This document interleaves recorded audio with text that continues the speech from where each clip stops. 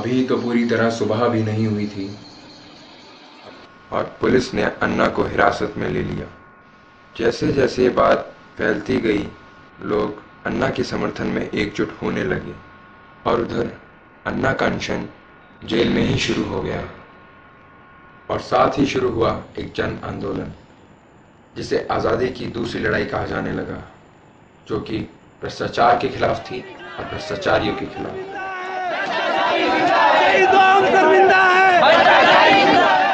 इसी भ्रष्टाचार को मिटाने के लिए टीम अन्ना जन लोकपाल बिल लेकर आई। ये जन लोकपाल बिल क्या है, आइए जानते हैं।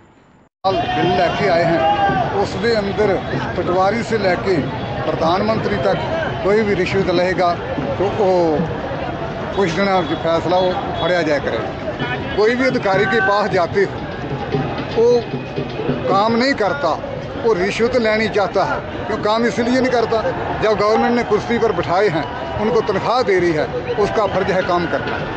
वो रिश्वत चाहता है, ये रिश्वत मांगता है। तुम अकेले जाके वो जो हमारा कमेटी मेंबरी बनाएंगे, उसमें जाके तुम अकेले कह दो कि ये बात है।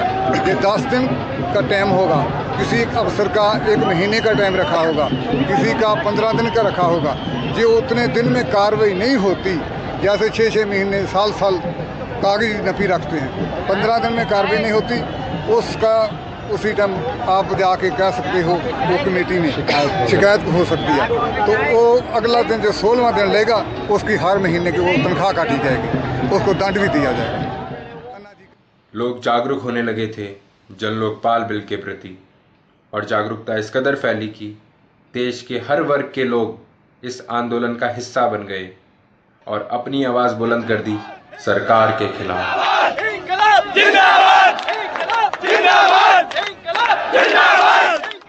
देश का युवा जाग चुका था और जगह जगह छोटी छोटी रैलियां लेकर प्रदर्शन होने लगे थे।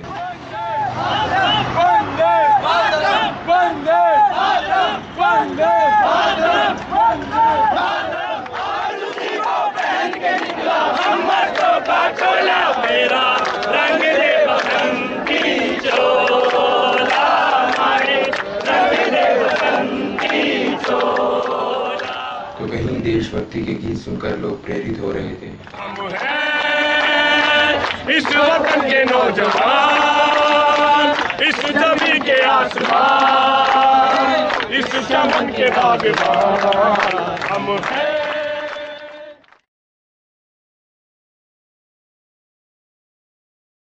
19 अगस्त दोपहर अन्ना जेल से बाहर आए और रामलीला मैदान अनशन करने पहुंचे, और लोगों का विश्वास जीत को लेकर और पक्का हो गया।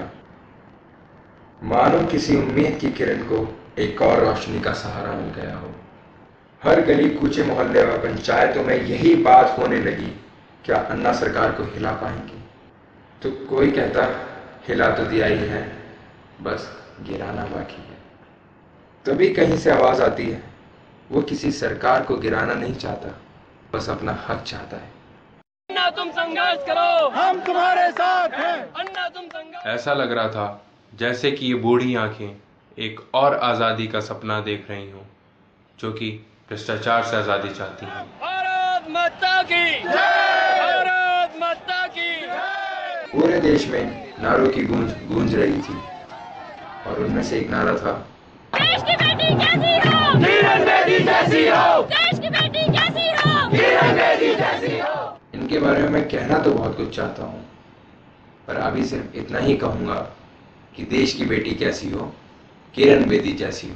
ये बुराई करके जाइए, ये अन्ना भूमि बन गई है, ये रामलीला ग्राम पर है जहाँ रावण को जलाया जाता है। इसी रामलीला ग्राम में हमने करप्शन को जलाया। और ये था मैं, मेरे 12वीं कक्षा में केवल 50% से पास होने की खुशी में मेरे पिताजी बोले, कुछ नहीं कर पाएगा ये अपनी ज़िंदगी में। पर आज मैं गर्व से कह सकता हूँ कि मैं कुछ तो कर रहा हूँ, न केवल अपने परिवार के लिए बल्कि अपने देश के लिए। छोटी सी बात सोचने वाली है कि वो बंदे क्यों पैसा लेते हैं। उन्हें पुलिस वालों को देना पड़ता है, कभी एमसीडी को देना पड़ता है, और उन एमसीडी वालों को अपने ऊपर वालों को देना पड़ता है, और उन पुलिस वालों को अपने असिस्टेंट कमिश्नर को, देन डीसीपी को। तो ये जो भ्रष्टाचार है वो ये नहीं है कि छोटे लेवल से ऊपर तक गया है, ये बड़े लेवल से नीचे तक आया है, क्योंकि जितनी भूख ऊपर थी उस भूख को मिटाने के लिए नीचे वालों का खून चूसा जा रहा है। We are fighting against it. We got to fight. We got to win, and we will win. We want a revolution. इस जन क्रांति ने सरकार को हिला दिया था और फिर 12 दिन के इस कड़े संघर्ष के बाद सरकार ने हमारी बात मानी और ये फैसला आया कि पार्लियामेंट में जन लोकपाल बिल पर प्रस्ताव पारित हो गया है।